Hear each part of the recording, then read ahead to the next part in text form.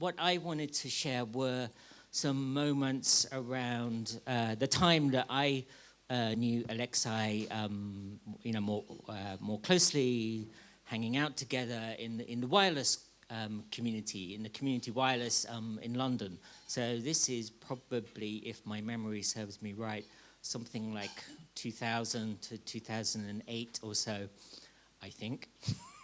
It's like the 60s, man. So I wanted to, so I kind of wanted to mention about something that is, I suppose, when a person lives in a place, the place becomes part of them and their community. And I wanted to talk about some of the communities that were around and what we were doing together, and also what Alexei drove in that. So so it's about wireless and things. So, and I wanted to show you some of the community and some of the places and people that were there. So let me show you the next slide. It'll make a bit more sense, I think.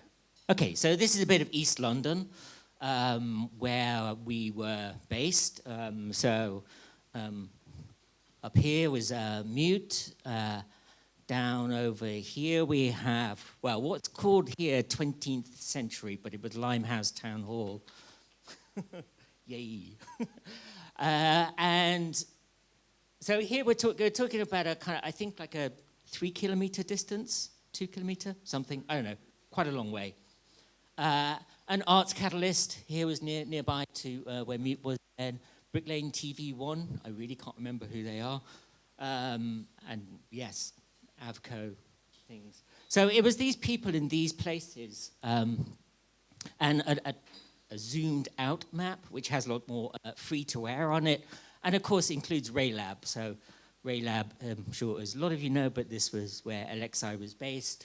So we were trying to connect these different places, probably over about a 3 or 4 kilometer distances.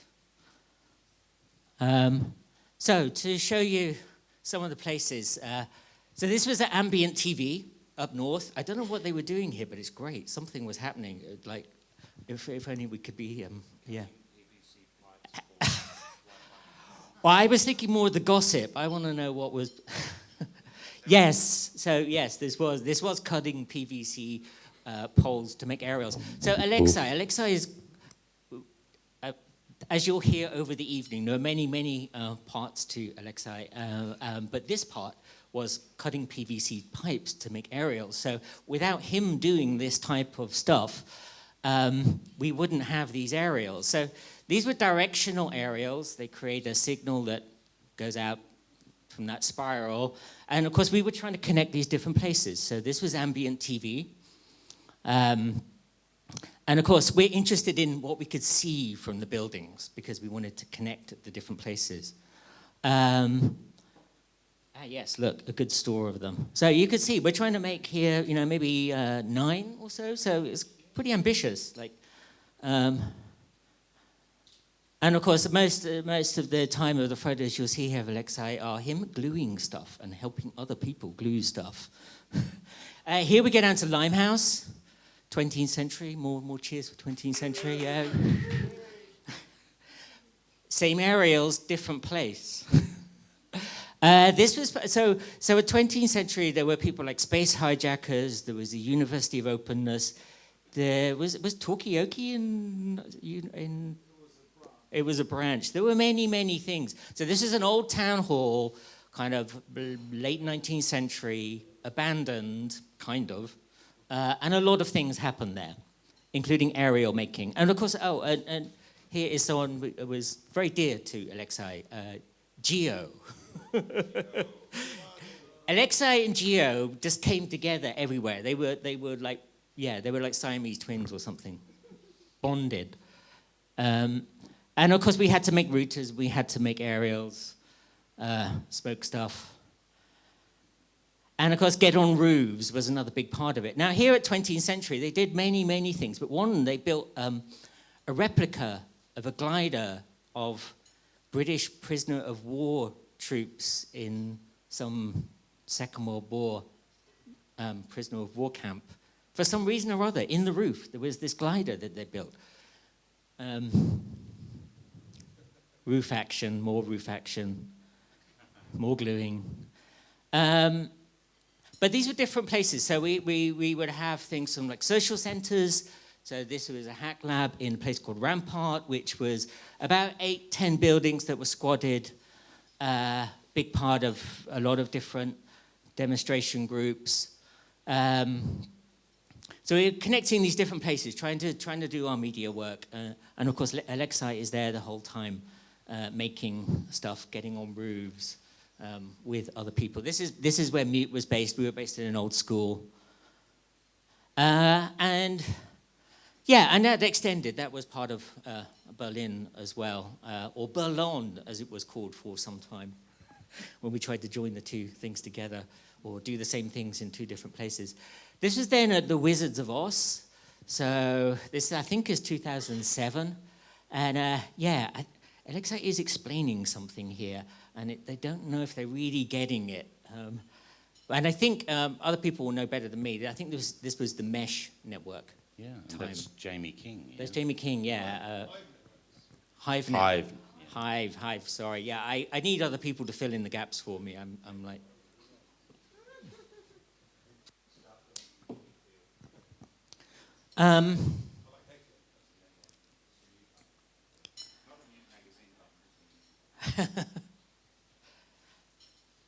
And have I reached the end? I don't think I have. Maybe I have reached the end. I don't know. It's not clicking anymore. Okay, maybe I've reached the end. I thought there were more. But yeah, so it was a very hectic time. We were, I mean, you know, if you told someone now there was never any Wi-Fi, they'd be like, what? How is that possible? You know, you had to make your own aerials, literally. And I suppose, it was Alexei's contributions, his driving, his know-how, his enthusiasm, his willing to get it done that made it happen. For me, it's about this community that he was connecting. And just as an anecdote, can I get a web browser up? I'm sure I can, can't I? Or do you want someone else? I need someone to help me figure out the trackpad thing. So so something very interesting happened. So there's lots of ways that this kind of rippled out in different ways. So for some reason or somehow or other, it happened at the Limehouse Town Hall. A person called Thomas Cragg did the first book sprint, I suppose, of sorts, which was wireless networks in the developing world. Now, this has gone on to have like 2 million plus downloads. I'm sure it's maybe 3 million now. It's huge. But so, if those things hadn't been happening, if it hadn't connected, it was kind of something. URL Oh. Or just like. Yeah. You'll work it out. I'll work it out. And I think this will kind of wrap it up from me, at least for now, anyway. Just to show you. Yeah, okay. So this has been going, this is in multiple translations, meant that people have put in infrastructures all around the world in a whole variety of countries, and really just, grown on its own and gone off. So thank you, Alexei. Thank you. It was even used recently in a European-funded research project called Net Commons, which studied community wireless networks across Europe and the world. And it was used as a reference document for later publications that came out that included economic business models of Wi-Fi networks to mesh technologies that we used, and even earlier, Okay, so I'm going to hand over to someone else. The next mystery person. Who is that person? Oh, by the way, the proceedings are fairly ad hoc networking in a very old school way. So if anyone wants to join in or have a comment at any time, please feel free to consider that. Raise your hands or just grab the microphone off anyone who hasn't. Do you need your laptop? I need my laptop or this one, so either. Whatever you're more comfortable with. Let's try the USB stick first. Yeah. Okay.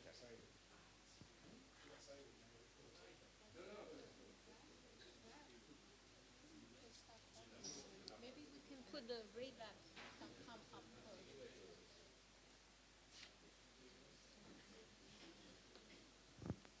Hello everyone. I'm coming from a different story, a different background. I've known Alexei for, I think, 30 years for now. Am I understandable? Okay, thanks. Okay, so let us put up some content on the screen so we could I could tell you my story, at least my part of the story, which starts actually back in 1989. I'll help you while you talk. Yep. Okay, good. So let's, yeah, let me see. So it's being nominally, this one. It's this map. Yeah, sure. Okay. And maybe I could put up relab.com on the browser right there. Hang on. Do you want this or do you want Rayla? You want Rayla? Okay. Yeah, I want to show a couple of pictures just and just start the story with this one. This. Okay. You want Rayla first, though? Yeah. This one first. Yeah, I know, but you said we'll Rayla in the browser.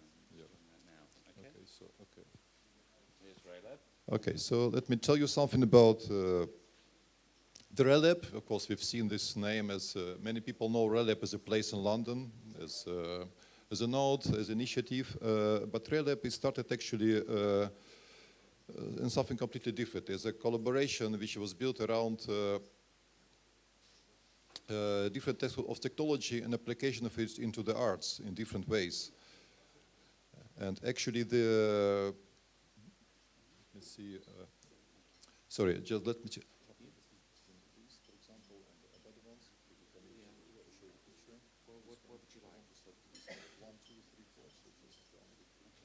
One moment. Okay. Oh, this is the way. Okay.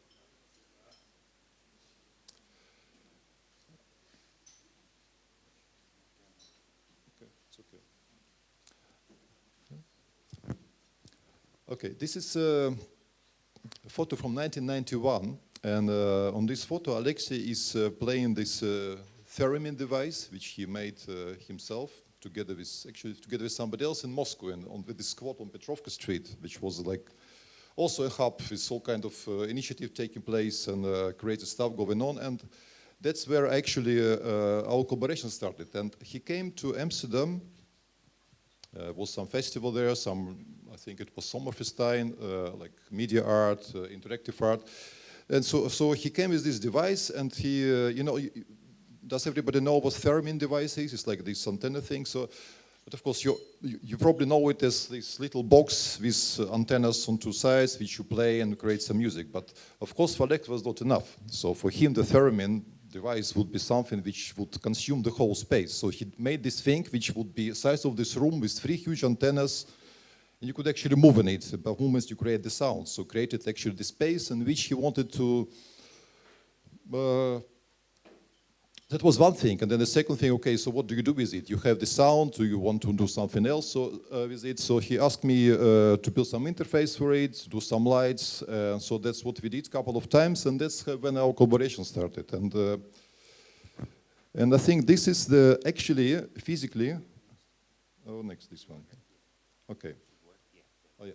So physically, this is the very first device Alexei made himself. There's a picture of it, the very first one. So that's the one which came to Amsterdam in 1991, 92, I think. Let's see if I could show some interiors. No, I don't have it, but anyway, so this is, it was the beginning, you know, you must imagine, I mean, most everybody knows this time, it was like 90s, early 90s, you had the Soviet Union with all its structures, institutions and industry which sort of collapsed in. And at that moment, a lot of technology became sort of accessible, very low, very expensive technology, high-end technology, like, you know, sensory things, lasers, all this stuff.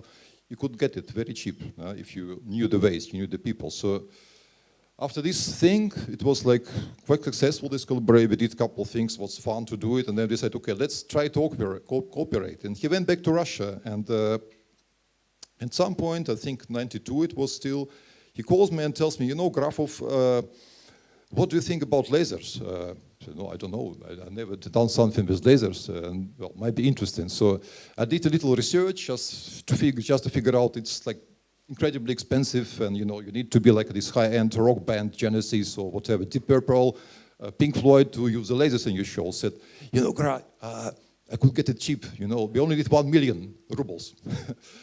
And the million rubles was like maybe a couple of $1,000s. I mean, it was something magical. Said, but well, it's a kind of operation, so we need to do this operation. But okay, you need to get this money. We need to send a computer to Moscow, and you do all this kind of strange stuff, you know. So operation took place. It was like this transaction thing with all kind of weird situations involved. Alexei driving in an old Lada to factory, buying, giving cash, 1 million cash to whoever. And eventually there was this machine built. And in one of these institutions in Moscow, like Research Institute for Radio Optics, whatever, it was quite a challenge to get it out, to start with, to get it out of the territory of this institute and then to get it to Netherlands. So how do you do that? How you solve that issue? Of course, you get access to technology, but the other thing is, okay, how you bring it here. So, and as an artist, or well, no, I have a creative, so I say, okay, you know, it's, I'm an artist and it's my sculpture. It's a kinetic sculpture, memory of Scriabin. You know, the Scriabin was a Russian composer who lived like in the early 20th century. So. And that's the way we got actually this stuff to the Netherlands, and then basically that's how what later was called RELAB started, and it had different name first. It was called for till 1995 we had a name for Laboratories of Art Technology, and that's the name after which we. So just to show you a bit of Alexei, this is a laser goggles he took from Russia together with the laser, the original ones. He still has them actually. They're still in London at some place. So he kept them in RELAB. I think a lot of people have seen them actually. So, and so that period, so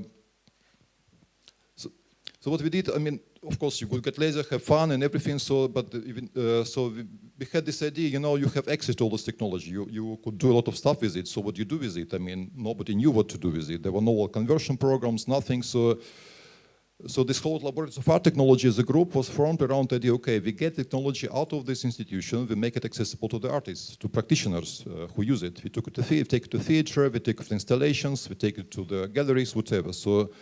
The focus of work was, okay, you take technology which was not accessible before and we bring it into the completely different context. We did lasers, we did night vision devices, we did all kind of sensor installations with interferometry, so all this kind of crazy stuff, that's what we did in Netherlands, in Amsterdam, up to 1995, when Alexei moved to London. And yeah, I could show you if you're interested one video of, it was, could I use this? It's not, sorry, it's not my laptop trying to. That's fine. What's that? I need to go here and to show a video. Yeah, sure. Okay. Oh, it's there. It's another screen. It's a dual screen. Right, so. I see. Okay, I got it. Good. Yeah. It was there already. So. I've just got to find them out. Just as an illustration of what kind of stuff we did to let you. Yeah, this one. VLC is fine. Yeah. Okay. So no, I don't think so. I don't think there is sound. So actually, it was in a gallery, Art Amichiti in Moscow. Sorry, in Amsterdam, and it was called an exhibition called The Inventors. It was about all the technological artists in Netherlands in those like late 80s, early 90s. There were many people there, also from Spain. And so we were approached and said, okay, could you make an installation? So with all the stuff. So the idea was, okay, so okay, how do you make something which on the one hand is technologically interesting, like uses all that stuff, and on the other hand does appeal to imagination, to the thing. So I mean, what's technology, what's sensors, they're the extensions of your vision, your feelings. Actually, you get access to information which you don't have. So like infrared spectrum, that's what you get. So we had this room about like I think 15 by 15 meters, and the ceiling there were sensors, little lasers, like about 20 of them, which would measure actually what triggers in network of, and each sensor was actually playing the sound. So actually, the idea was to create a labyrinth of sound in the space. You walk through it, and you have to decipher the message which you get there. So actually, you walk one from center to another and see, you hear the word, you walk to the next one. There were infrared lasers, so, and then you could see yourself, actually, it's infrared cameras, so with little monitor there. And you see these doors and things are actually like pieces of black cloth, which is black in a normal light, but infrared is like white, completely white. It's totally reflective. So you work with this material, which has different properties in different part of spectrum. And then we create this, we made this like backgrounds made of this stuff, a monitor, and we had this message which was from Lao Tzu, actually was called, what you have is nothing, but it's but the virtue of something that it could be put to use, or other way around, something like that. So the idea was that people walk in the sound labyrinth. So it was a sound labyrinth with infrared vision, with cameras, with backgrounds, which actually show a different part of reality, which you don't experience before. So this is like typical project we did in those days, like early 90s in Amsterdam. Yeah. Okay, it was fun. It was a lot of fun, yeah. We did stuff with pheromones, like antennas, with sensors, so it was always like, and one thing about Alexei, I mean, pheromone, it's about electromagnetic waves, propagations, it's waves, the whole thing, what's the spectrum, what's the energy, electromagnetism, the fields, what is it? So his passion for that, it was there from the beginning. So in that sense, I think the transition later, like in London, what he did, of course, he did many other things, like all this multimedia stuff, sensors, a lot of sensors, like all your own thing, with this BAFTA award for it.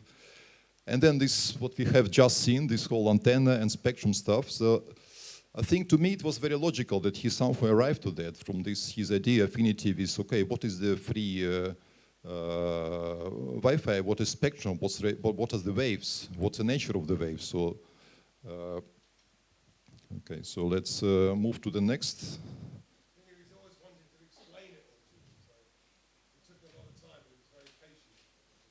Yes, yes.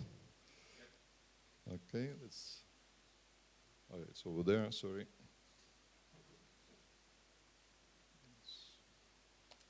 Yeah. Okay. All right. No, fine. Just find it thing. No, it's okay. So I'm going to make a little jump because there were different periods of my collaboration with Alexei. There was this Amsterdam period, an early Amsterdam period, like till '99. We did a lot of stuff. You saw some videos in this reel which was running when everybody was entering. It's about the stuff we did with lasers, and then I think. We had this break in our relationship, like collaborative relationship, and then at some point he came to me, it was 2005, to Amsterdam.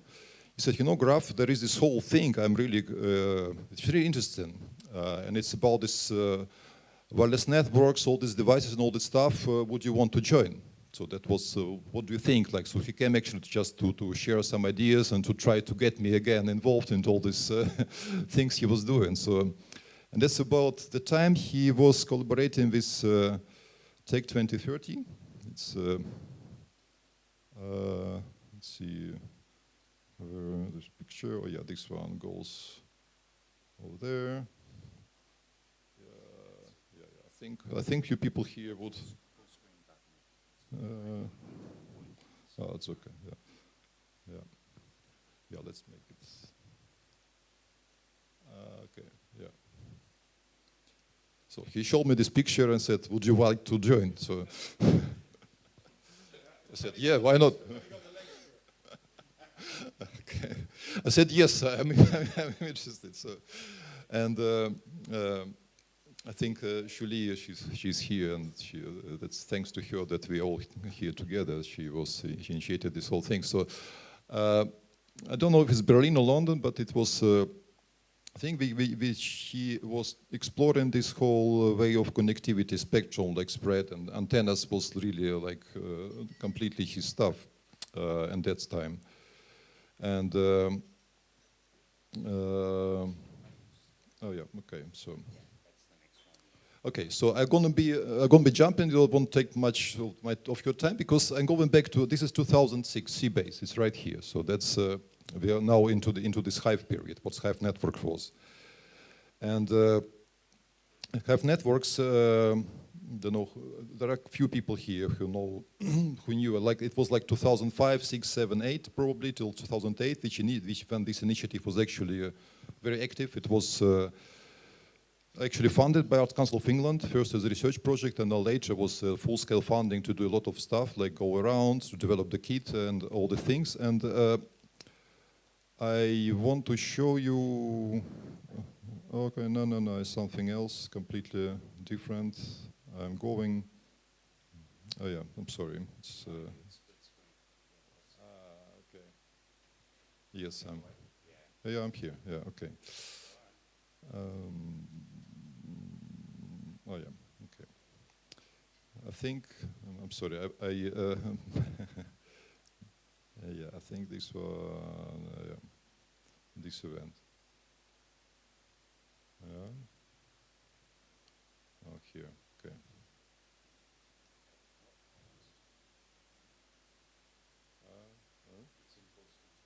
Okay, so I have to go.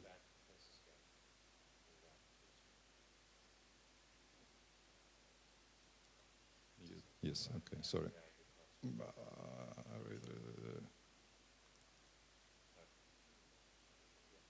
So we go back to, yeah. So go back to 2005. This is a Limehouse in London. It's a conference about free wireless access, open source software and everything. I don't know if there are a few, I think James must have been there. Some of people might have been there. It's a Limehouse. Yeah. Yeah, it's WISFI, World Summit for Information Infrastructure. Yeah, yeah, without my message. So, Limehouse. So, and that's some people there, and that's let's see. This is actually the first Hive crew. It's Alexei, it's me, and Bruce. I think, and this is some of this. Stuff from the period, which were like bits and pieces of all kind of USB infrastructure. And what I want, yeah, I'm sorry, just this double screen, have to deal with that. And oh yeah, so okay, I want to show. Oh yeah, yeah.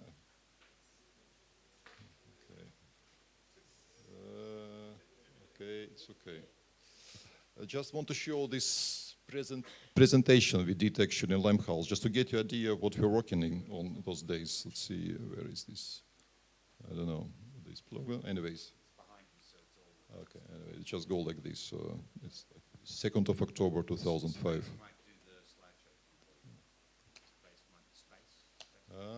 No, it's not. Let's see.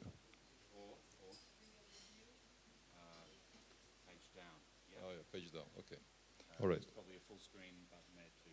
But that's okay. Yeah.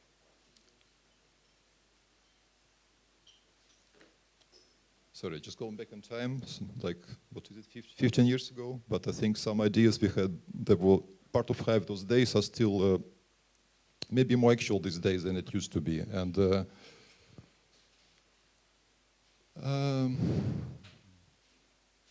couple of words: embedded devices, ubiquitous computing, multifaceted automotive devices, tools that enable users to manage space, time, boundaries, and self, and everything. So there was quite a big dream, a big ambition to do something with that. Oh yeah, let's see, page down. No. Here. Yeah. Okay. Lab, relab, so on. It was basic idea. The vision then was, okay, we're all moving towards the mainframe through PC and then to embedded, where everything is connected. And the difference is you have this person, the user, which is actually a human being in the center, and then it was about the relationship. Okay, which relationship do you have as a human between with your environment, and which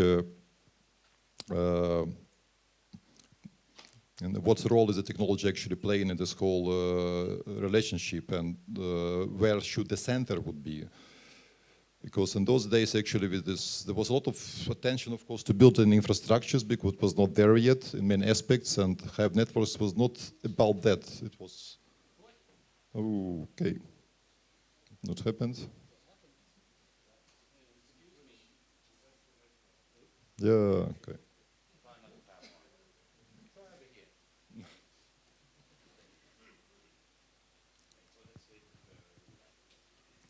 And in those days, like, I mean, it was very early days of stuff, so we thought, okay, if you take these three basic principles, we take like open source software, we take the open hardware platform, which could be available, and then we take this, what's there? It's oh yeah, hardware and on the open spectrum. There it is, the open spectrum, the Wi-Fi. So these these three elements, like basic cornerstone for something, you could build infrastructure, and which is actually not corporate bound. You could build infrastructure which is the basis of all this community approach to different things. And one of the things, and one important thing, was the ownership. Like, okay, who owns the, who owns it? Whose thing is it? And then, yeah, so a couple of slides. So this is like essence of Hive, how we do it. So, and yeah, you had one actually. Yeah, that's true. Yeah. Actually, in this visit of Alexei to me in Amsterdam, he came and said, okay, we need to make a device, we need to do this hardware, and we need this like heavy end development. We have to raise the funds and come up with a kind of new device to do things. So then, and I was looking at, okay, what's there around? There was this WRT, of course, the Linksys stuff, which everybody knew those days, which was basic building block of all the wireless networks those days, the Linksys stuff. And then we bumped into something else, and it was this little Asus device, which was USB enabled. It had place for hard drive, and it had Linux running on it, 2.3, I think, kernel or something. And there was a whole complete line of like code for it, written by a guy from White Russia, like Oleg. It was Oleg's firmware. So you could actually get this firmware, put it on your device, and you could total control of everything, including your USB, your connectivity. So you had access suddenly to this whole new world of possibilities, which you get your interface open. So it's not just basic connectivity block, which was still there. All the functions of routing and everything, access point could be there. And above that, there was a layer of connectivity and capabilities of the device, which could be actually employed in a different way. So that was actually said, okay, then why should we go into this hardware development and do stuff? Okay, we could start with that. So we could you could maybe build like this ecosystem environment of all this USB connected stuff. So, because it was there. And then, yeah. So those are things we did these days, a lot of other stuff. We tried all these camps and everything. So we got it all running actually. As you had this little, yeah, the two firmware branches, the packages we've got, webcam, live video streaming was there, MP3 services, HTTP, sound devices. It was all this tiny little device. It could do everything, all for free. So and so from there, we got to this idea, okay, if you own this device, you have it. If you have this access to something where you could actually change the function of your device, and we call this whole functions personalities. This was like before the Android store, before the Apple store. We actually download the app, you choose, you run it. So that was the whole principle actually of ecosystem, where on one hand you have this hardware, and on the second hand you have access to the web service where you could actually download free open source package which converts your little device into anything. Webcam, audio streaming thing, basic building block for your home automation. We had all these things actually running on Hive. So that was part of this package we delivered to Arts Council as a project. So it was actually cross-compiling, bit-baked, so a lot of stuff like web service. It's not there, unfortunately. HiveNetworks.net is something completely different. I think it's we gave it up last year. It was immediately taken by two different companies. So This is shortly about Hive, and just to show a couple of more peaks to round it up. And if there are questions, just go on, because there is more stuff. 2005, that's when we created this first tool chains. We started using this Asus. And I think 2006-07, we got it running as a Hive. Let's see, we got it running as a service on web with all this mesh network as part of it. We use OLSR. And then there was another protocol from Electra. We tried that as well. Batman, I think. I think it was Batman, right? Yeah. Yeah. And then, there is a lot to tell. I mean, it could go on forever. But I mean, there were a few basic things. And of course, we looked at connectivity, but not in a hierarchical way, but more mesh way, which each nodes actually makes part of a certain network. Once you add more nodes, you get more connectivity. And each device would have two things. You have basic connectivity function, which would create a network, actually, which spread it further just by plugging it in. The second was this, actually, the other part, which gives you access to the functions, which could actually not only makes your like basic infrastructure, but makes it meaningful infrastructure. Where you could share your content, do the stuff, and everything. So that was actually the essence, shortly, of the Hive. So. Sort of server that you could connect to this super tiny machine. And I had like, I think a hard drive from a Gen 2 machine that I had reflashed with these and inside the Asus as a hard drive. So I had a huge server that you could just connect and share gigas and gigas of material with everyone, and then also having I think services if you connect through the browser and I don't know, play some applications. I don't remember exactly what was it. And then I guess they could talk to each other if there were more than one in a place, and created a sort of local network. I'll show you a couple of pics again from some interfaces we built those days. This is like the main control interface, where you could actually see from this main console which device, when they pop up, you see immediately this map. They build up, they show what's there, with IP address, which personality is installed, what functions they have in network, and they're all connected automatically. Once they see the Hive, they build automatically the infrastructure, mesh infrastructure.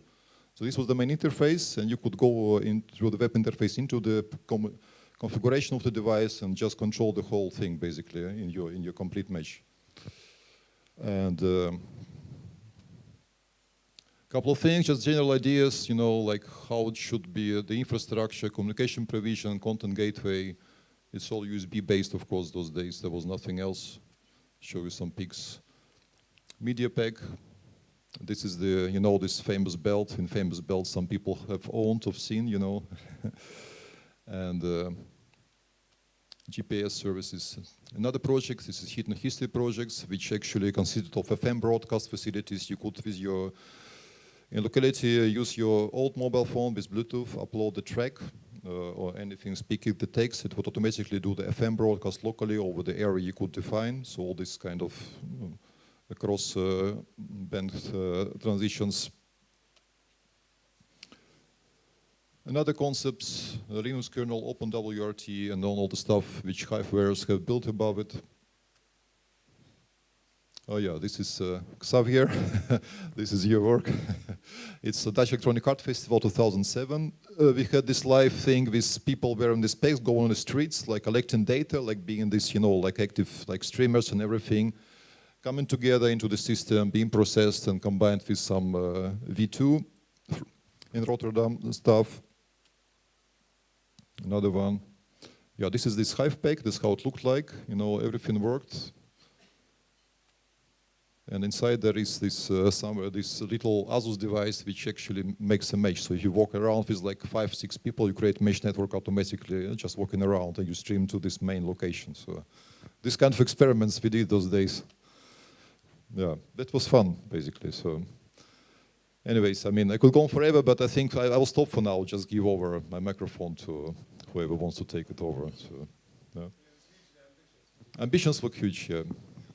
It was hugely ambitious, and as I recall, you know, it stumbled through all of its difficulties in, you know, just trying to prepare wares to upload onto routers that were difficult to get a hold of increasingly as this manufacturer, I think the Asus stuff became scarce, and obviously the tech and service and expectations just blossomed, and it wasn't long before people were looking at their phones with envy and trying to get their internet connection through the commercial providers, as they were, which this almost sort of foretold in a way by a few years. Yeah, true. And actually, yeah, this is the Hive pick. And actually, what I think partly superseded. I mean, of course, we had to do this because there was no device on the market. There was nothing which had it. With no personalities. Like you had this hardware. You bought a device. It was audio stream. You bought a device. It was something else. And with this, you could buy one device and configure it to whatever you wish. All you needed to have is like your USB ports and everything. So the whole concept of like your consumer device and everything. It was by this we tried to go around it. Of course, later what you got this App Store. You got iPhone, which had everything in it. You got the App Store, and you got Android market. So this technology breakthrough. I mean, we were talking about, okay, could we get it together in one little device, handheld, with all the functions? But we could not find funding for that. So basically, that's small steps. Composite. But the concept ideas was basically there. It was around those days. So, okay. Thank you. That's fantastic. To look at all those images as well. I've never seen that one. Thank you, Grappa.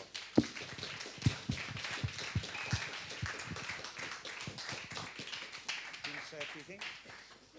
Do I want to say a few things? Shuli's very keen for us to have a discussion with some of the people who were involved in some of the early community wireless network development. And we can sit anywhere we like. just as we've been standing around watching Vladimir talk about his involvement, Julian Priest has just turned up. He and I, Julian, where are you? he's hanging back there somewhere. Fantastic. Electra's here. Come on. Sivan? Hey, come on down. Yeah, Sivan's here as well. It's your time in the spotlight. Get behind the mixing. Get out from behind the mixing desk in the IP lounge, and come on down here and share your thoughts. Well, I mean, from my perspective, as we started out. Sit down. Come around. I'm going to sit on here. Yeah. Okay. Yeah, I think so. Much better. Julian and I were working in a small street in the south of the river near London Bridge. Julian in one building and myself and many others in another building called Winchester Wharf. And we'd been fortunate earlier in the middle of the 90s to get some nice, very early web work, and we had a fibre connection into the building. And we're very keen to see it shared out as widely as possible. But the legal constraints of telecom law meant that we couldn't throw a cable across the street, even though it was very narrow. And Julian underwrote the cost of a couple of very, very primitive IP radios to make the link. And so we documented that and did some work through it with a few kind of expansions of idea, trying to think of how this technology might serve us to break out of the lock-in to modem and broadband control that most other people were limited by.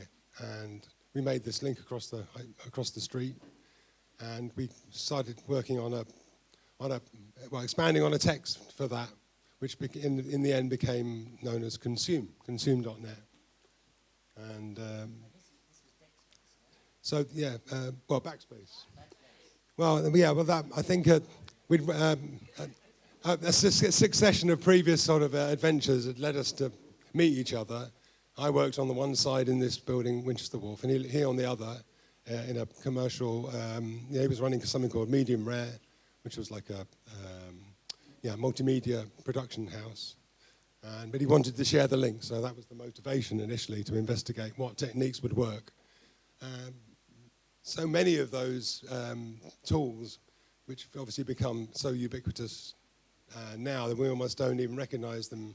They're so tiny in every device, and It's difficult to imagine what the excitement, the level of excitement, the idea of being able to jump from a 54 kilobit modem to a 2 meg link or even higher seemed very exciting. And the notion that you could start linking these things together and bridge out was something that we wanted to write about. And we seemed to sort of hit on a moment there. The news was well propagated. And wasn't long before it was obvious that we obviously weren't the only people thinking about these things and doing them. And we began to get in contact with others, not least of all activists here in Berlin. And with the help and guidance of our grand peers and friends, not least Armin Medosh, who many of you might know, we came to Berlin with the intent of holding a meeting amongst those who were interested. And so many friendships were forged and have lasted long, not least the ones that Alexei helped us perpetuate, because it was with his technical kind of exuberance and enthusiasm for everything to do with the social and the technical meant that it helped us adapt to these environments and others where there's great expertise and a huge variety of social expectation, all that needs to be cooked together in order to foster a wider kind of engagement. So we were well chuffed to come and, it wasn't here at the time, although was this place open in 2000? When did this room open? No, it was. So maybe we mixed between here and a place called Bootlab, which is long gone. And we held an afternoon and evening session there. Hijacking an architectural conference, by the way. I was unaware of that. Probably should have been more sensitive to it. That's my area of study previously. And I've kind of migrated quite a long way from that into this kind of world. It's a hijack, was it? Sorry, I was unaware of that. Well, it was a sort of an appropriation, yeah. So Electra's here on my left, and I know many of you will have met her by coming here to the Freifunk regular meetings on Wednesdays over the years. Sit down. But her impact and energy is also well appreciated and felt. I mean, she's done so much to sort of extend the capability of Wi-Fi in working with. We mentioned Batman, and there's been various iterations of that, and in different contexts, other great innovations like the mesh potato. And I know you have a wide field of interest to do with DIY, use of radio, exploitation of other techniques and technologies. So, I mean, is there something you want to sort of add to that waffle? Well, where shall I start? To me, like the early 2000s, when I started to build the same type of helical antennas that we've seen in the presentations before, I was doing tech support for Indie Media to report from the struggles of people, and so I was interested in the technology, and I learned that the group Freifunk is meeting here in this place. People told me, hey, you have to go there, it's something for you. And I had no imagination what would come out in the end, that I would travel around the world, meet some of the nicest people I've ever met in my life. Amongst them is Alexei. So, and socially involved, like-minded, tech-savvy people with a vision, and it turned out that people were sharing this vision amongst countries and continents, and it's so lovely to see this. Oh yeah, and all this old material.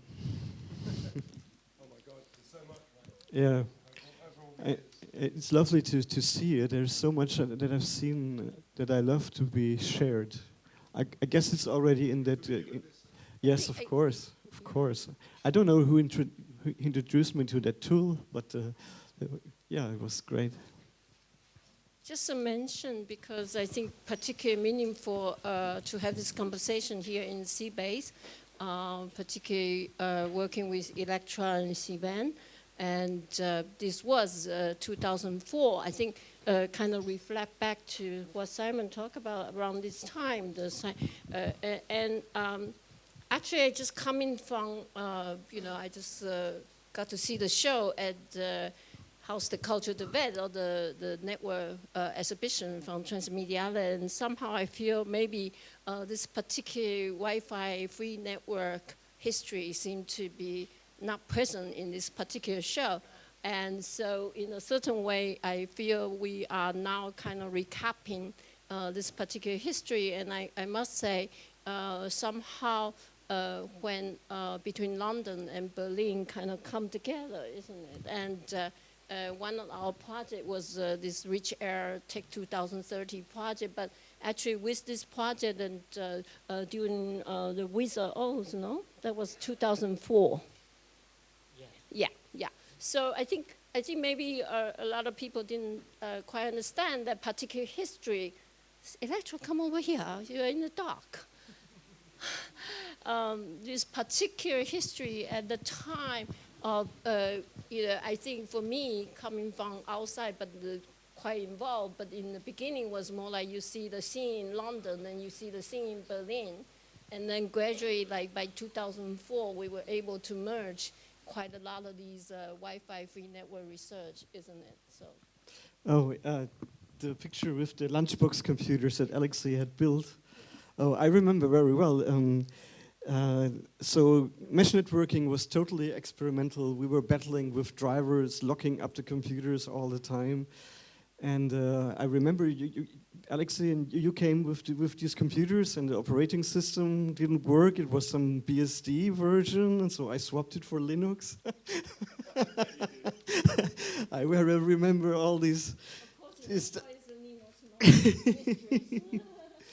And so we went to Riga with these machines, and I remember when Alexei and we were setting up a wireless station on top of a building with some not quite legal amplifier an antenna that was like immensely long. So I thought, okay, maybe when that device is on, I don't want to stand too close to that antenna. No forward. So. Yeah, well, not that dangerous, but yeah. But I'm boring you with some stupid memories. Also, these helical antennas, we were also building them in Riga as well in a workshop. So people would build their own mesh network, but I don't know. Those things, they would go about 6 kilometers. It was my garlic network. Here we go. Garlic network, yeah. We were building garlic. Anyway, well, yeah, this is the garlic antenna. We will actually experiment with how garlic can transmit better the Wi-Fi. Sivan, you are the garlic antenna expert. Come here. Come here for a minute. But I would also like to introduce Jürgen from Pfeiffer. I think speaking about Berlin, that's in terms of the Berlin Wi-Fi movement, Jürgen is really quite involved. Yeah. Yeah, I mean the time we all met. Oh yeah.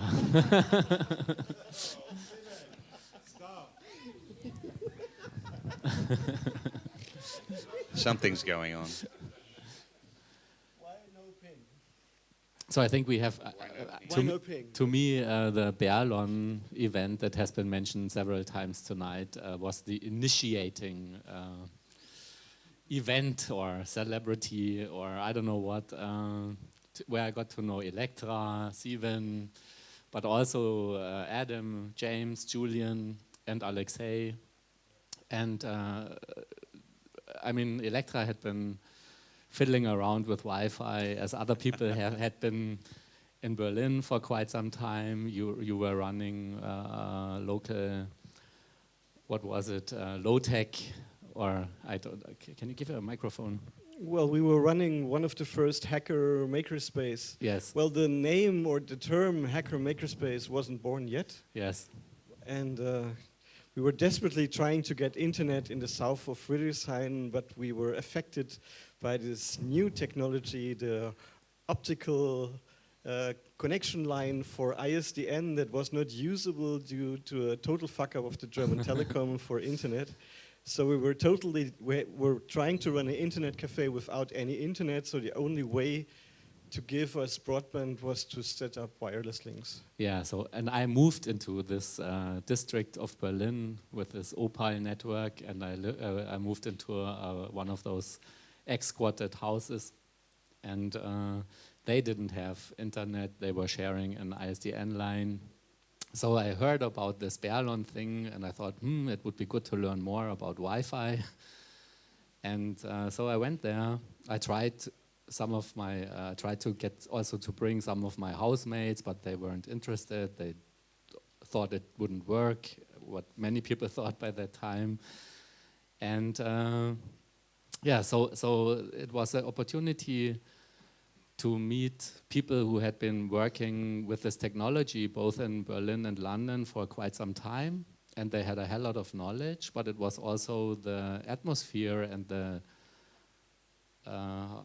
setup of the whole event that was a completely new experience to me, because if you try to flashback into this time, it was the internet bubble.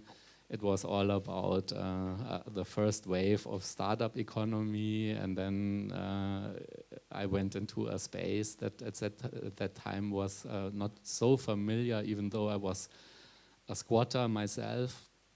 I didn't expect actually that there were people around that had so much, that were so highly skilled in terms of technology in such an environment.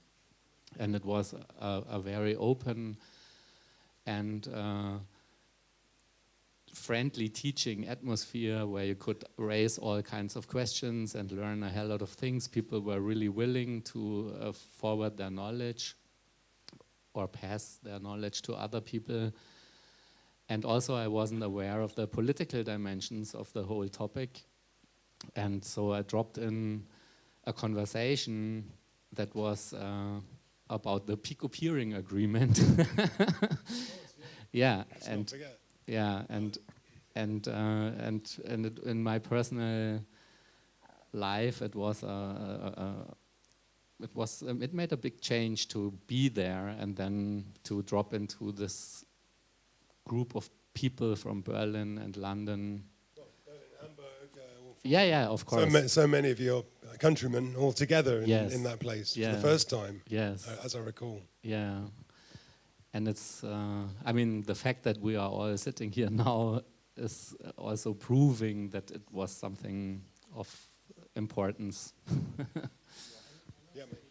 And if I may, Simon, and I think Seabase was critical to this as well. Seabase was a critical node in this network. You know, there was James, Alexei, myself, and others interested in, really developing these social ideas using technology. And of course, Seabase was a hub allowing conversations to occur, human conversations to occur, and ideas to spark, which sparked the Freifunk movement, which gave people simultaneously in the UK and other countries similar ideals. So Seabase really, I want to say right now, is a core place that allowed the dialogue to occur between so many people interested in this at the same time, to passionately talk, to network, to agree, and to share both technical and social elements of moving progressively forward in more autonomous networking, more autonomous sharing of information and systems. Sorry. I just wanted to add that just to highlight the PicoPeering Agreement, because I think that, as you say, the kind of political dimension I think what was kind of on all of our minds was that, networks and the internet should be rent free, and we live in a rented network where we have to pay all the time. And so the PicoPeering Agreement was kind of using one device, I suppose legal device or agreement device that the internet has, that when you pass traffic across a node, you allow it to pass for free, or not for free, but you don't prejudice one over the other.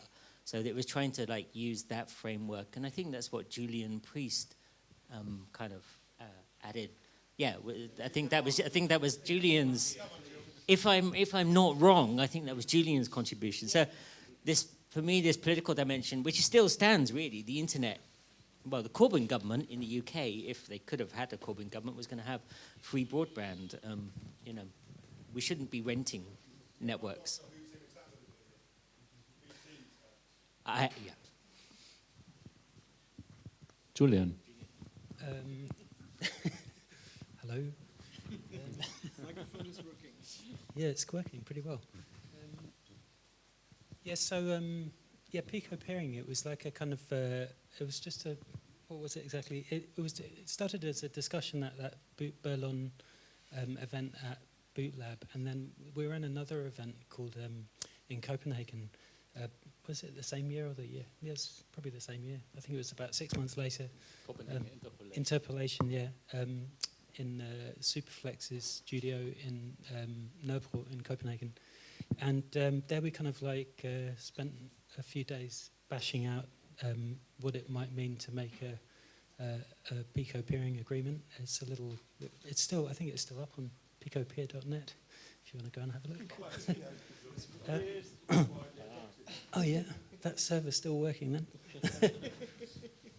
It's got a slightly strange collection of localization there.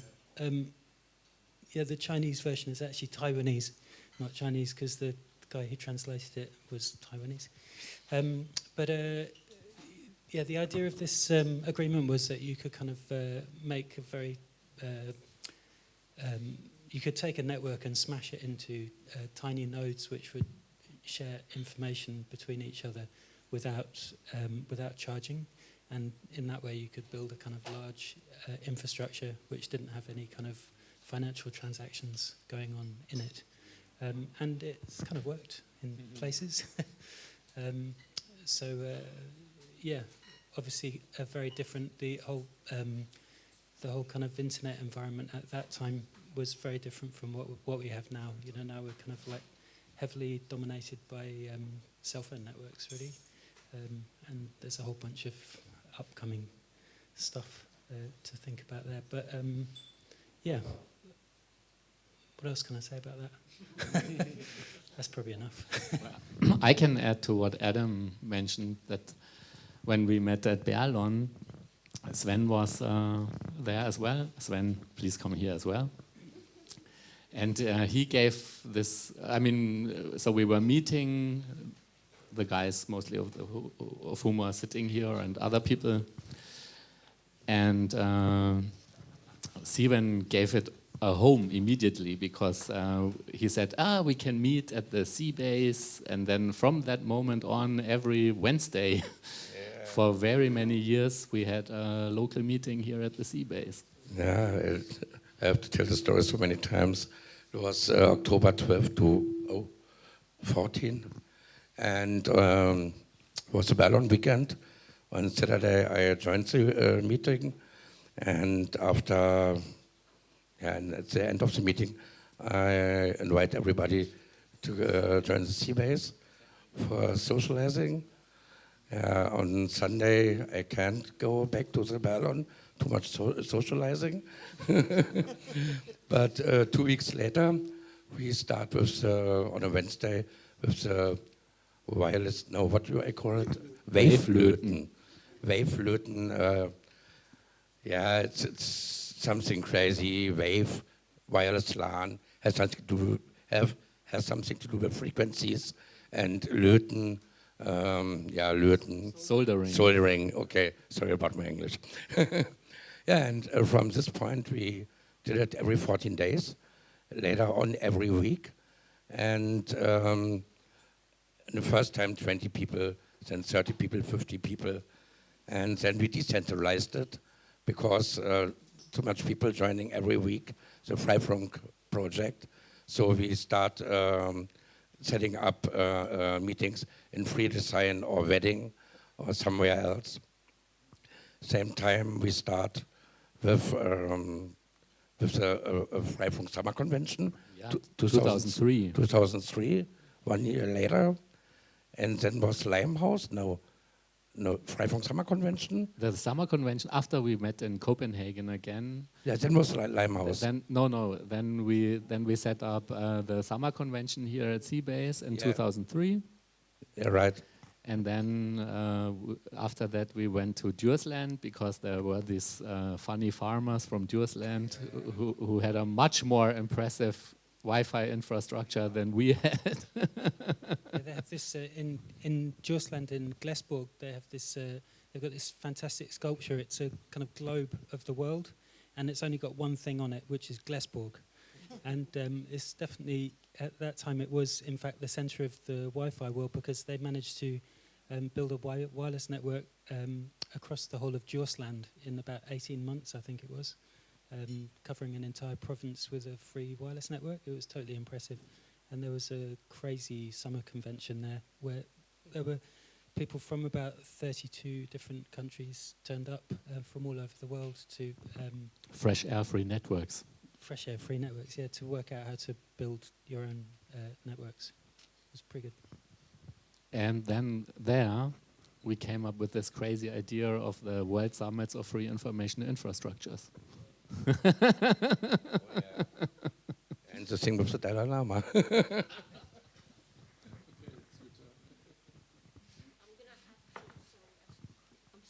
I'm gonna have to break this. Yeah, of course. I'm gonna have a bit of commercial intervention from Rob Lafreniere. Okay. Where is Rob? Huh? Rob?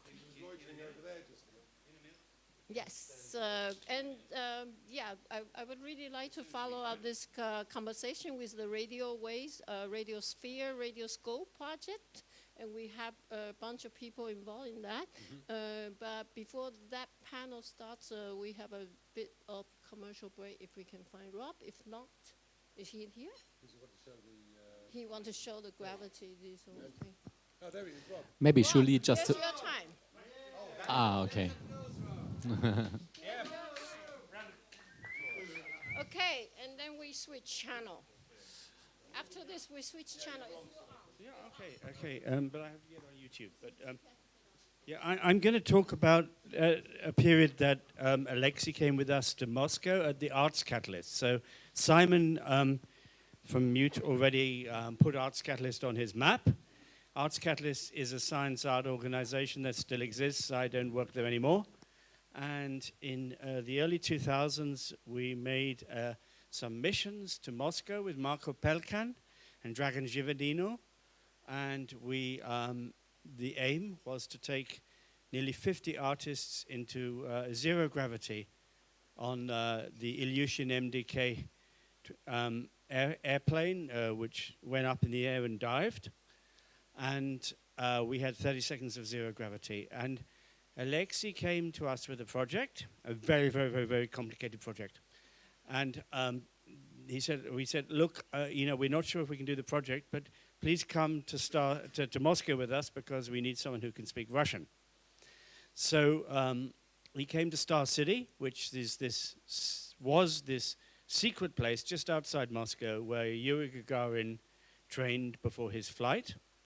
And at the Yuri Gagarin Cosmonaut Training Center, we went into zero gravity. So if you can go on YouTube for me, and then I can log in. I was just going to play the lovely video tape of the explanation of Alexei saying, "Do not take photographs." Oh yeah, show that. Yeah. That's nice also. That might be and then I have a video of him actually in zero G. But show that if you like. Yeah. Well, while you're finding that, I'll carry on talking. So Alexei and I were involved in trying to organize a concert from some sound artists from London who are actually part of the Black Audio Film Collective. And they were called, the name's completely gone. Yeah, it'll come back. Anyway, we had a group of musicians. What? Not Otolith. No, it wasn't Otolith. It was Astro Black Cosmologies, something like that. We're nearly there. It wasn't the Otolith group, but we did fly the Otolith group, and we can see them if you want to look at that clip, because they're in this, yeah? Okay, YouTube. Okay, yeah.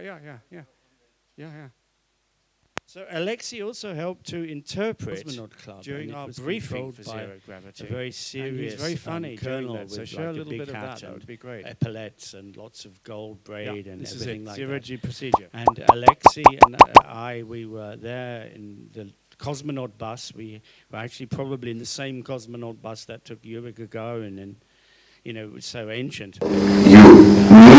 We were 2 hours late, so we arrived.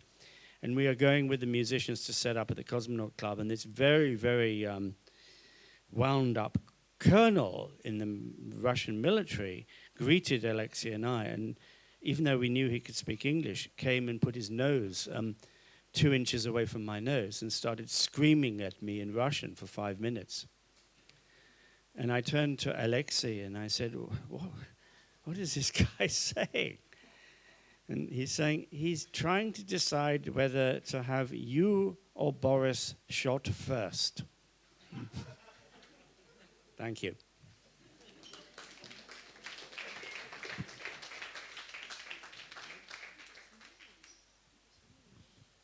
I think it's me next.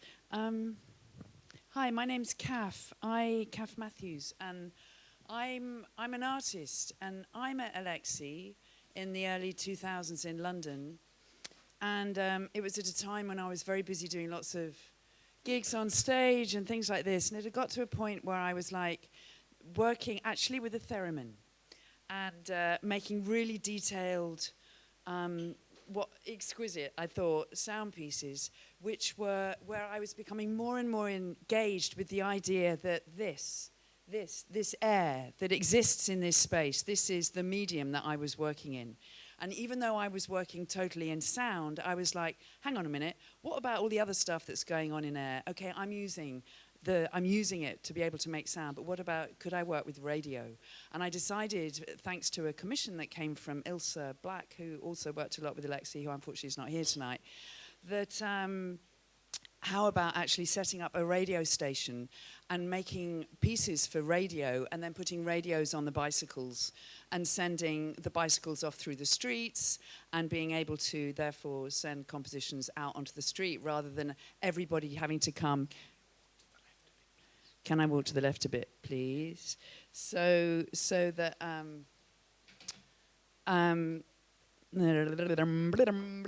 yes, so that people could hear the music on the street rather than having to come to yes, Seabase is an amazing place, but let's face it, this is exclusive, where people who know about this kind of stuff, and how do you get weird experimental music to people on the street? Let's take it out there. So what I was wanting to do was doing it in a way that was moving and that was kind of subtle. And so let's do it with radio. And Alexei introduced me to radio and how the hell to set up an FM station in your studio. We put an aerial on the roof. We had to go all through the legitimate things that you have to do in the UK if you get funding, which was buy a radio license. We couldn't do it as a pirate. And our little community radio license with our very small transmitter, which would only transmit as far as, I think the radius is 3 miles, the diameter is 3 miles from the aerial. But we did this, and it was an extraordinary thing. And we ran free workshops, and we broadcast what we were doing from our free workshops via internet, actually, to the studio, and then broadcast. And to actually work with FM and to work with this sense of putting sound in space and you could hear it through the technology, through the frequencies essentially that were carrying that sound. And then when you lost your connection, so you'd get this really weird shitty sound and all that kind of radio noise that probably not many people hear these days. So that was all part of the experience. Anyway, people like this stuff, and we got invited to make pieces in other places. And then it was like, come to Folkestone, the Folkestone Triennial. Okay, so the very first project was called Radio Cycle. And actually, at this moment, I've just realized that what I should really do, Adam, there's that sound piece. What I should tell you about Radio Cycle was that, apart from the fact that we had this 24-hour radio station running from my studio for 7 days, And lots of different people came and broadcast their favorite stories and pieces of music, and we had political discussions, we had intellectual discussions of all types, and my neighbor absolutely was totally happy to be up all night doing the graveyard shift, and kids would come and sing songs, and the woman who ran the post office came and sang Indian music. I mean, it was stunning. And we ran these free workshops and connected with the local MCing community who came in and did all this rapping stuff as well. So it was pretty extraordinary.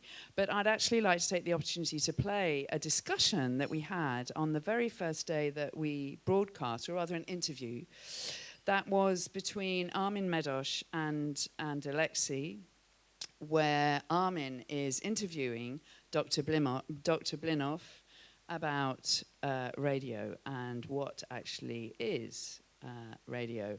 And so we had this piece that we broadcast, and I'd just like to play this to you. It's about 3 minutes long. Yeah, so the radio station we were running, maybe obviously or not, was called Radio Cycle. This was in 2002 in East London, you know, in the area where Simon showed you the map earlier. Where in actual fact Adam was across the river and he was beaming via microwave a connection to the internet, and I was in a building called, it was right by the Regent's Canal, Regent Studios, and there were about 40 big studio spaces in there, and there were lots of us in there doing all kinds of stuff, and Adam was actually the person who was giving all our studios connection to the internet, and we were running like these very long Ethernet cables all the way along the building to the up elevator shafts, along through the windows. We were passing them along the windows. And to ambient TV. You saw a picture of ambient TV where Alexei's doing they're cutting up lots of pipes to do the aerials, all this stuff. And that was where we were. So that's the piece, yeah. So let's hear this. Thanks. So this is Armin and Alexei. Will it play? I hope so. I hope it plays. Can we just go play? Open it, read all that. 101.4 FM. Radio Cycle.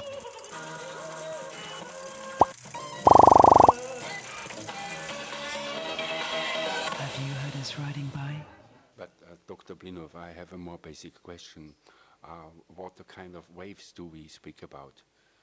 What are these electromagnetic waves, or what is this weird thing? Waves, yes. As such. Electromagnetic waves. Electromagnetic radio waves, radio waves. Yes. That's actually quite a peculiar thing.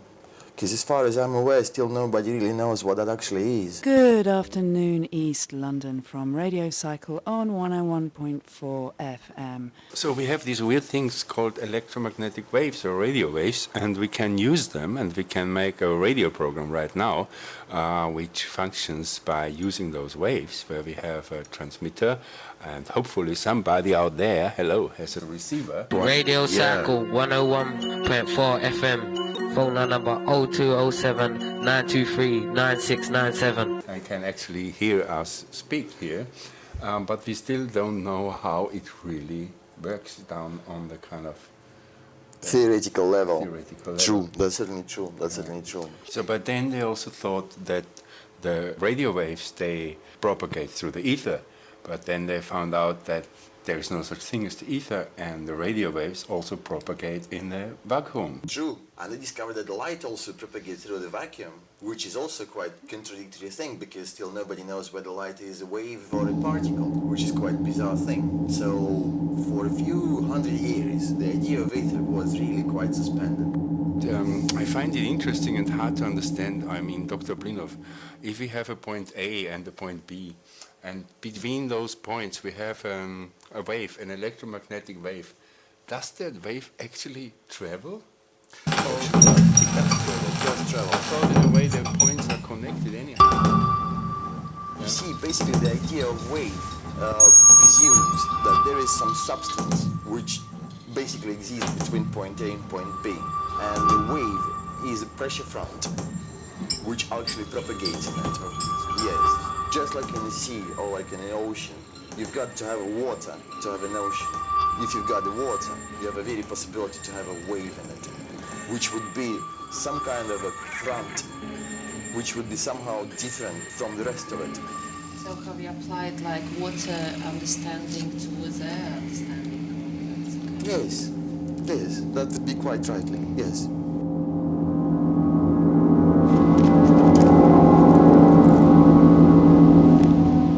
Sound wave is simple. That's a wave in the pressure of the air, isn't it? Yes, The yes. change in the pressure of the air. Yes, that's correct, that's correct.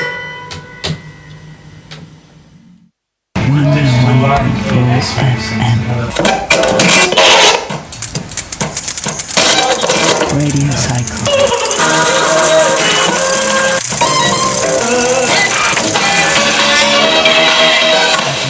Riding by. But Dr. Blinov, I have a more basic question. What kind of waves do we speak about? What are these electromagnetic waves? Or Okay, thank you. So what happened after, how do I move around?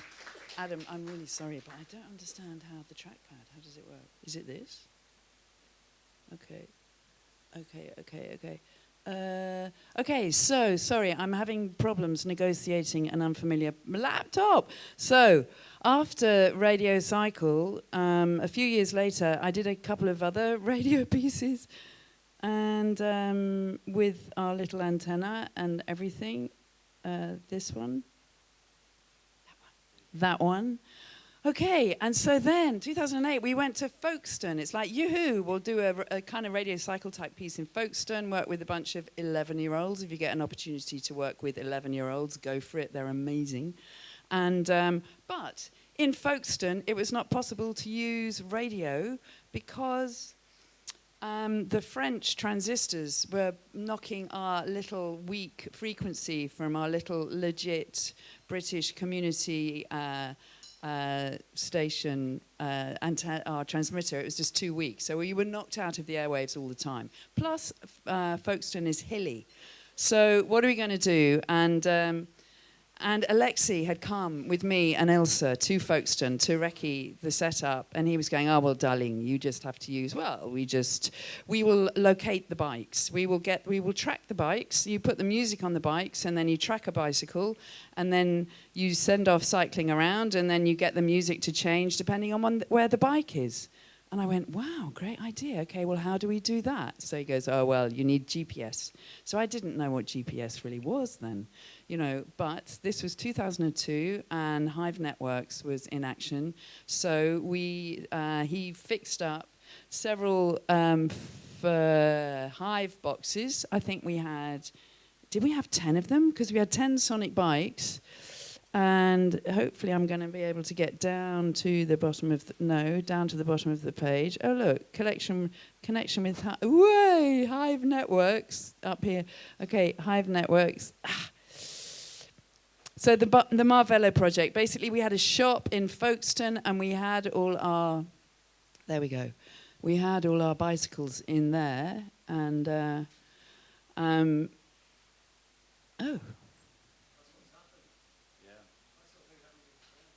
Oh, so Hive Networks has gone. It's been appropriated. Okay, there we go. Well, that was in fact quite interesting that happened. Anyway, so we did this, and we put our technology on. Here we go, the Marvello project. I just very briefly wanted to show you. Okay, so essentially what we did was we had a Hive box on the back of a bicycle with a GPS receiver, and then I had used this bit of mapping software that Peter Edwards, who also worked in Regent Studios, had designed for me. So essentially, we worked so that you drew a zone on a map and then gave that zone a name, and then you just made a sound file with the same name, and then when you cycled through that zone, the sound would play. I will absolutely add, if you haven't already spotted, that bike at the top, that is one of our sonic bikes, it's got speakers on it.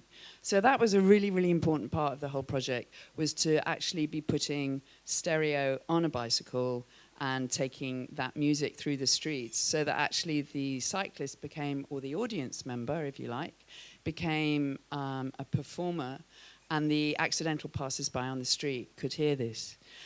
And, you know, of course, it's really easy to talk about this kind of thing now because it works now, and that was 2008, and we'd done it for the first time.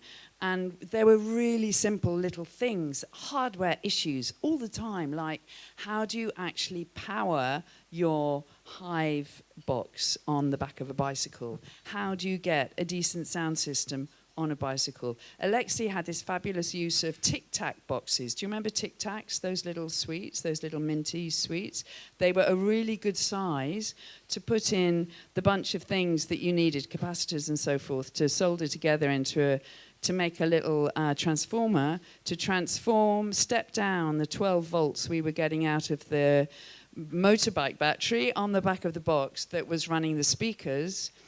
And that power needed to step down to run the Hive box. And of course, invariably, these little transformers went wrong and they blew up and smoke burnt out. And, you know, so it was a fairly explosive project. But ultimately, it actually worked really well. And what happened was the audience could come and find their own, create their own narrative. You know, you pick up a bike from the shop and then you drive through Folkestone, and you'd get to make your own composition depending on where you went.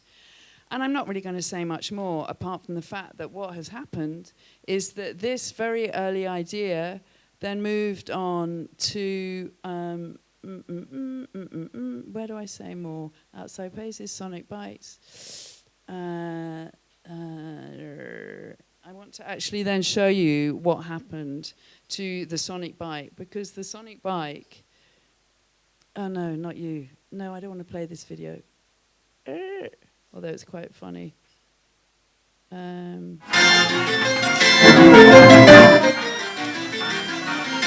moment. A musical bike. Good lord. Whatever next?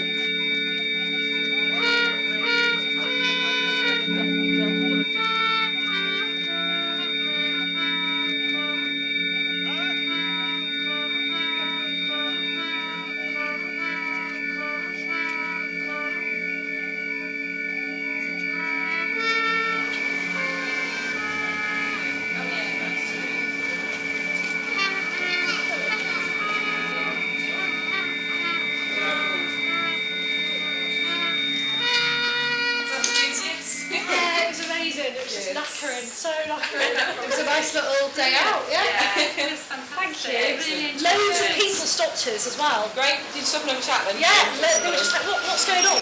And then suddenly you'd get this like barge sound, you know, like a Oh, sorry. Yeah? No. Or did you want it to play? I wanted to play. ship's horn out at sea. So that was quite, it took you by surprise, didn't it? It wasn't normal music, it was just sounds, different sounds. Yeah. And people talking as well, like children laughing. Children laughing. Well, Yeah. it sounded like deep sea animals communicating. Yeah, it's very mysterious. Yeah. I wouldn't call it a piece, because to me a piece has to have a beginning, a middle, an end, a recapitulation, and all the rest of it. But it's really very interesting. I think everyone wants a musical bike like that. They've got good-looking speakers as well. Anyway, so can we go back to the site? Sorry, the Sonic Bike, but the Sonic Bikes.net. Yes, I know, I am. I know. Where we were just now. So just to wrap up, that actually the Sonic Bikes basically has now moved on with lots of Sonic Bikes all over the place, doing all kinds of projects, and that what we ultimately started with Alexei is completely maintaining itself, and that is that the system is not connected to the internet. It's like you've got your picnic box with all your stuff in it, and this is now the size of the box that's carried on a bike, and it's actually got a load of sensors on it. So now as you pitch and roll and bend the bike, so the music changes, and there's a GPS receiver, and the battery's in here. that runs the power for it. You know, no more 12-volt battery and speakers and so on, and the speakers are self-powered. So that's the Bikephonic Research Institute, very much kicked off to what it's become thanks to Alexei. So there we go. That was great.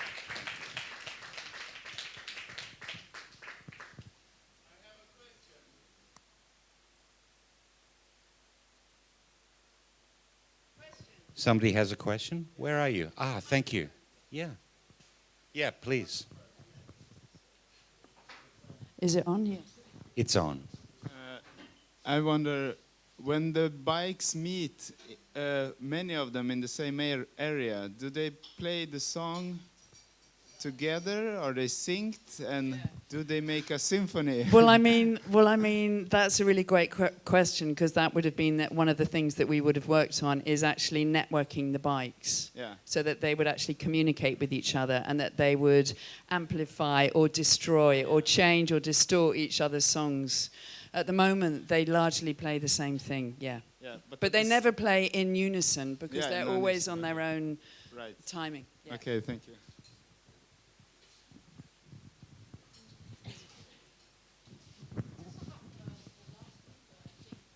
I'm sorry.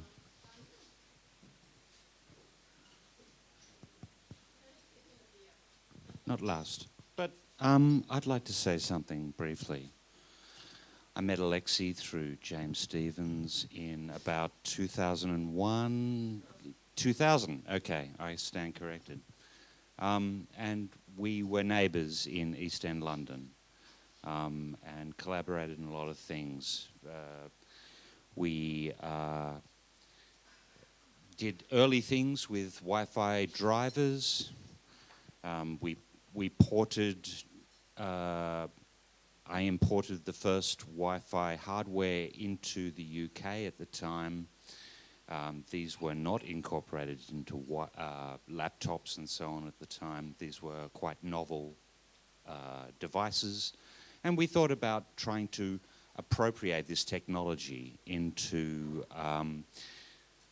networking that was meant to be in an office or a building, and to try and extend it like Julian and James also thought. So it was the thought of the time, where we thought this technology exists over radio. Let's try and pervert the intention of this into another form, connecting people directly rather than through an ISP. And we, together with Alexei, we started working on and porting the Oleg, early Russian port of Wi-Fi drivers, as well as the early Linux drivers for these things. But apart from technology, I'd just like to quickly say that in 2003, I went through a significant life change and was shuffled off to a London hospital, the Royal London Hospital in East End of London, where actually the Elephant Man stayed. And I was diagnosed after headaches, which Gio and Alexei prompted or pushed me into a taxi to go to a hospital. And I spent a week in the Royal London Hospital, had a brain scan, and was diagnosed with, technical thing, a cyst in the former of Monroe, a little thing in the center of the brain that we all have. It's like the lymphatic system. It's a junction where this fluid flows round your brain every 24 hours. I had a cyst that was blocking this flow. The first symptoms were headaches. The next symptoms were blackouts, and ultimately it's fatal. After a 12-hour operation, I woke up and many people were around me. James, Alexei, and many others. That was very meaningful for me. I want to tell this story because it's not about technology, it's about the human being, Alexei, and my relationship with him. Not long after that, on one drunken evening in my flat as a neighbour in East London of Alexei, at least one bottle of bourbon was involved, and Alexei was having problems with his rent. So I loaned him 300 quid or something, and he rode off at some obscene hour of the evening. Unfortunately, that evening, he was ambushed between two parked cars, riding his bicycle home, only a kilometre or so away, and struck on the head with an iron bar. Yes, he was. Yeah, struck in the head, in the mouth. He was struck unconscious by this, and all his assets and things were stolen at the same time. So the money that I loaned him was gone. And I believe he was found somehow. I'm not actually sure of the story of how he was found, but I assume an ambulance found him. So on the way home from mine to his, he was in hospital with major head and teeth injuries. It's a sad tale, but I think it's important to put a human perspective on this as well as the technical. So when it came to the BerLon, I think it was, I gave a nickname to the both of us, and it was attending this conference in Berlin and hanging out at Seabase. I sort of christened us as the London head cases because we'd had unfortunate incidences with our heads. And it's one of the most enduring, like, bonding that I had with Alexei. As well as, of course, the introduction of Ren and Stimpy was a big thing for me and Alexei.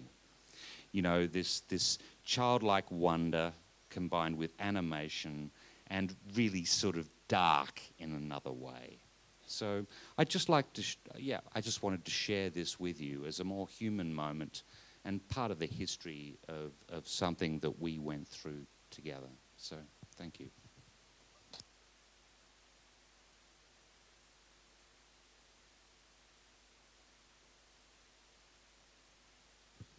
Daniel. Yeah.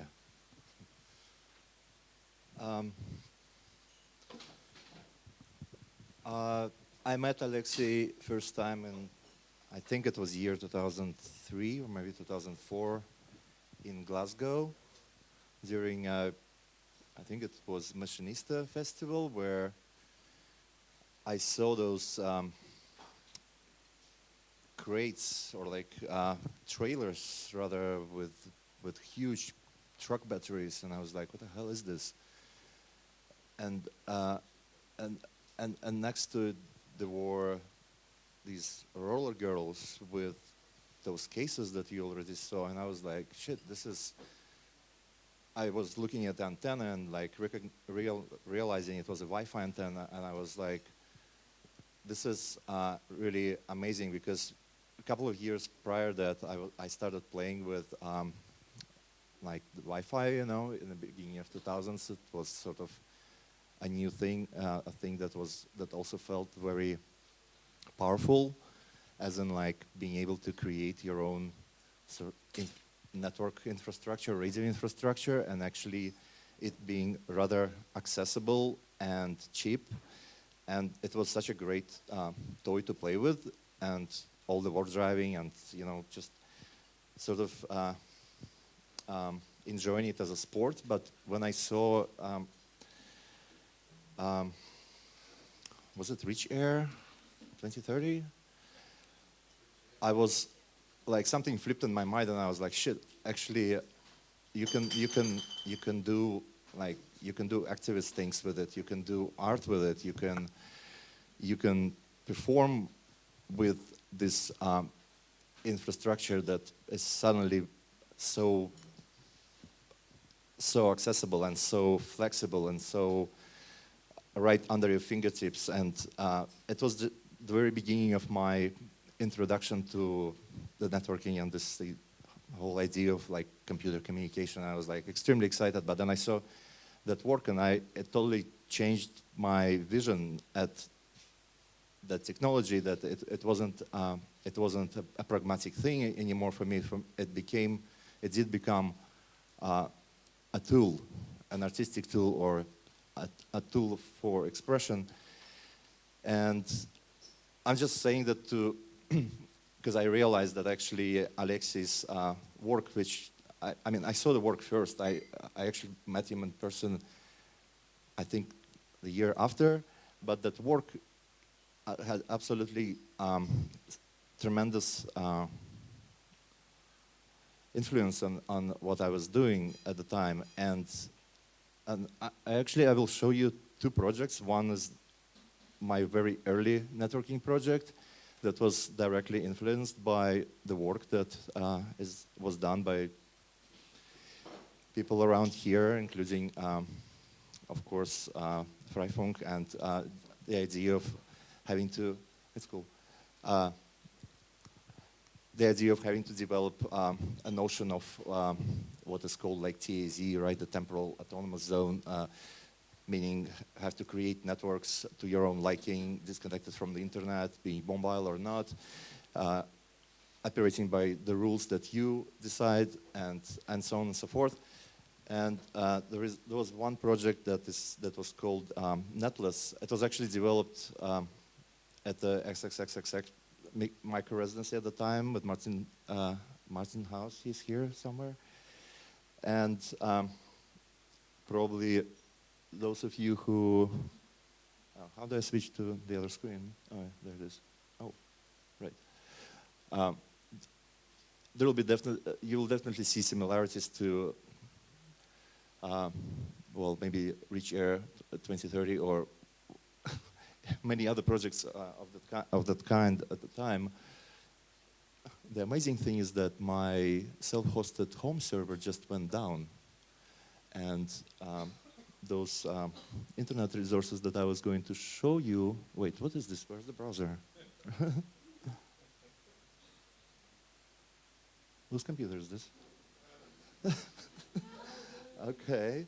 Does this work? No. Where's the browser? Come on. Oh yeah, there it is. Oops. Whoa. This is crazy. What kind of window manager is this? Whoa. Australian? Where's the browser? Do you see the browser? No, this is not the browser. Is this the browser? No.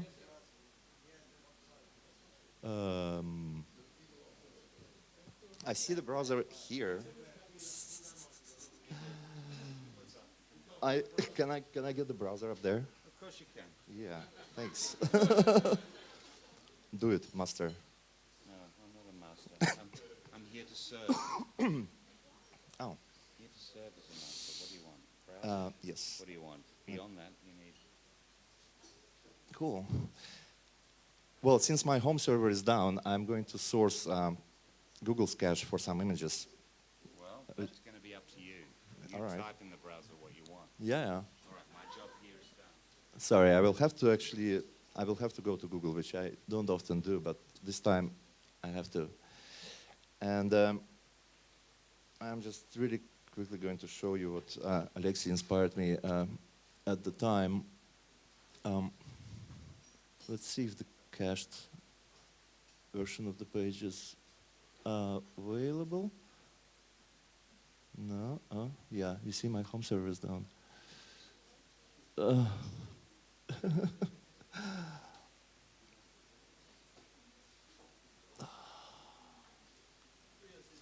This is a very frustrating experience, having to use someone else's computer.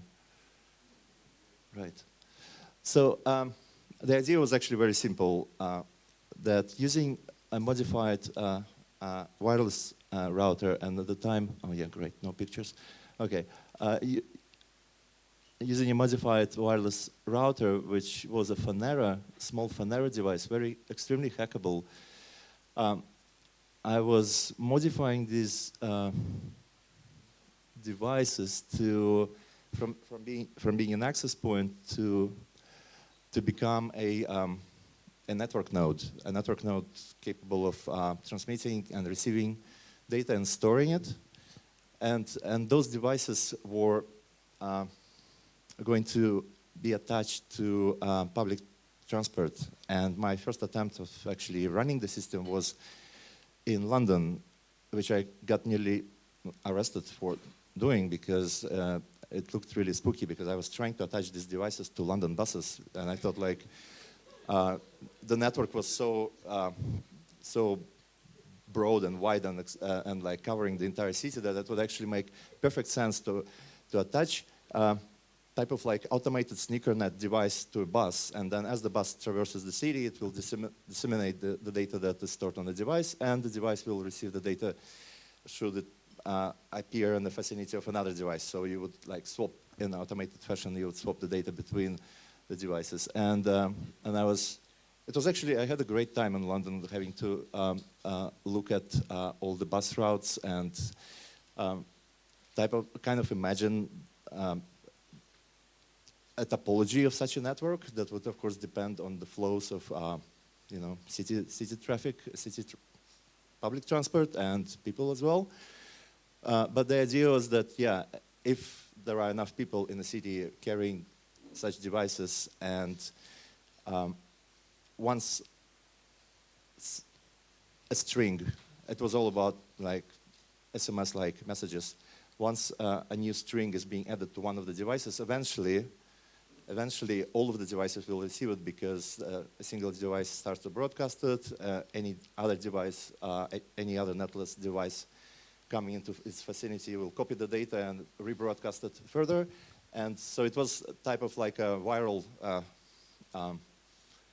mechanism for spreading information around the city. Later I came up with a small model that was shown at Transmediale in 2010, I think. Let me see if I can find the video, because yeah, we would have to look at something that isn't on my home server. Oh,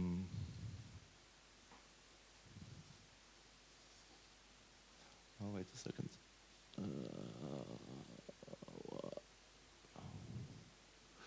Man, how do you use this?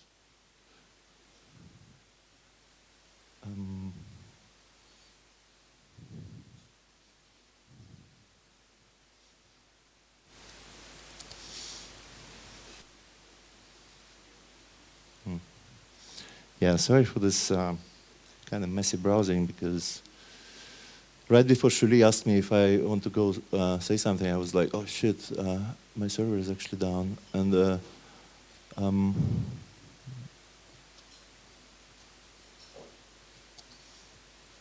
what? This is weird.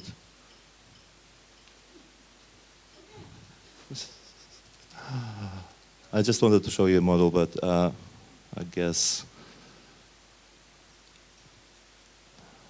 we can skip that part, because I don't fucking know anymore where that video is. It's like really, it's been ages ago. Another work that I wanted to show you very quickly is one of the latest work that Alexei actually had come in contact with about a year ago, because Bengt, who's here, and we were in London setting up the work called Unintended Emissions for a show called The Glass Room, and we really needed to work on our piece, but we didn't have any space, and the venue was still under sort of renovation, so we were out of options. And I just emailed Alexei and being like, hey, can we come and work on our piece? And of course, as he always is, he was like super welcoming, and we came there and we spent a couple of days working on our piece. And in my mind, just having to work in Alexei's space on this work somehow like sort of embodied his presence into the work for me at least. Let me just type this out. No, that's fine. Right. Cool. And C. CT.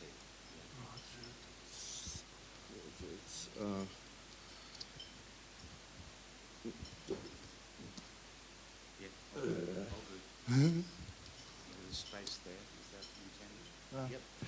So yeah, it's also a wireless related project, and it is a way of looking at a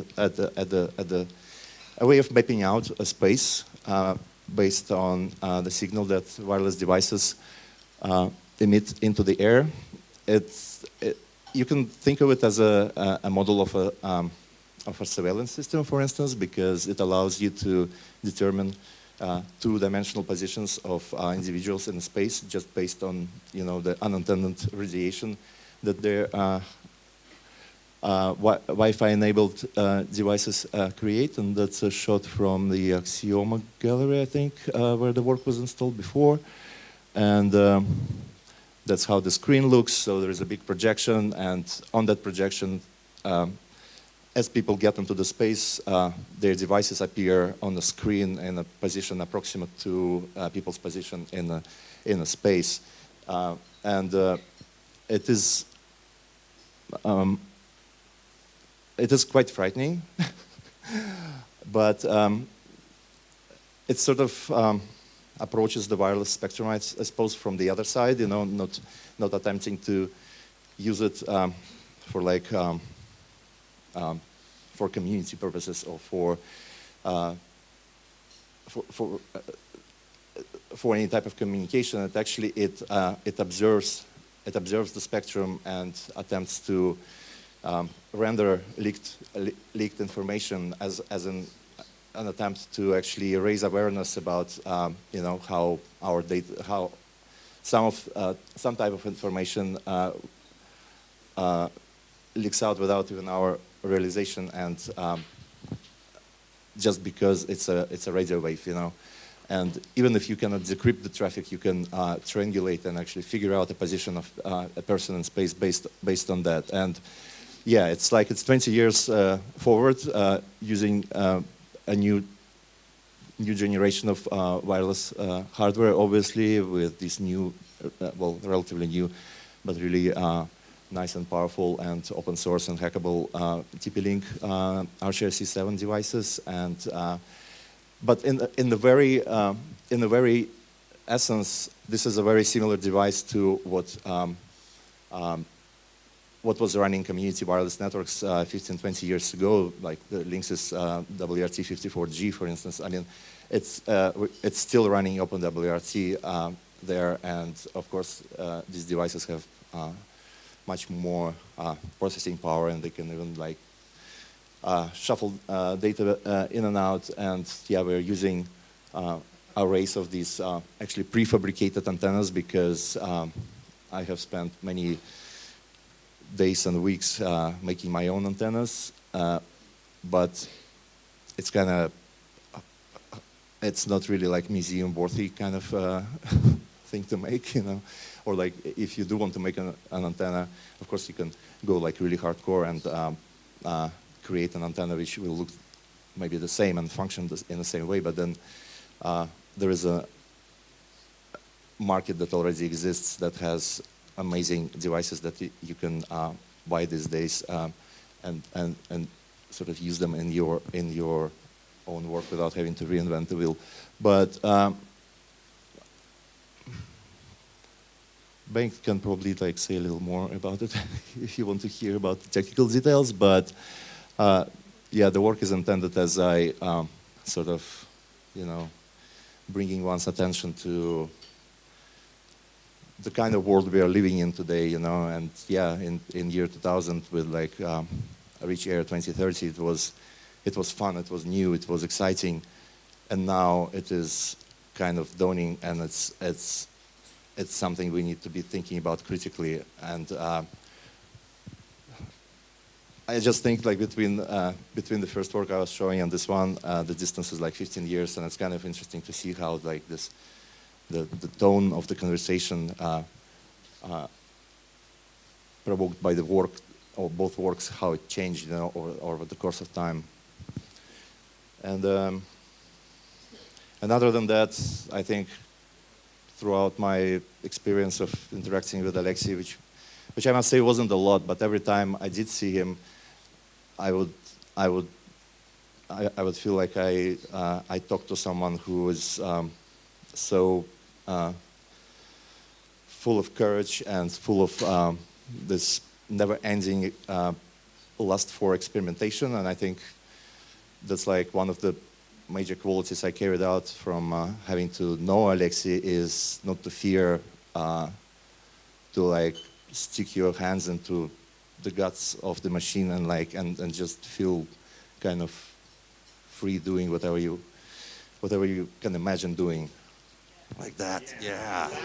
Spit into it, spit into it. Yeah, I guess I'll yeah, that will do it. Thank you, Danya.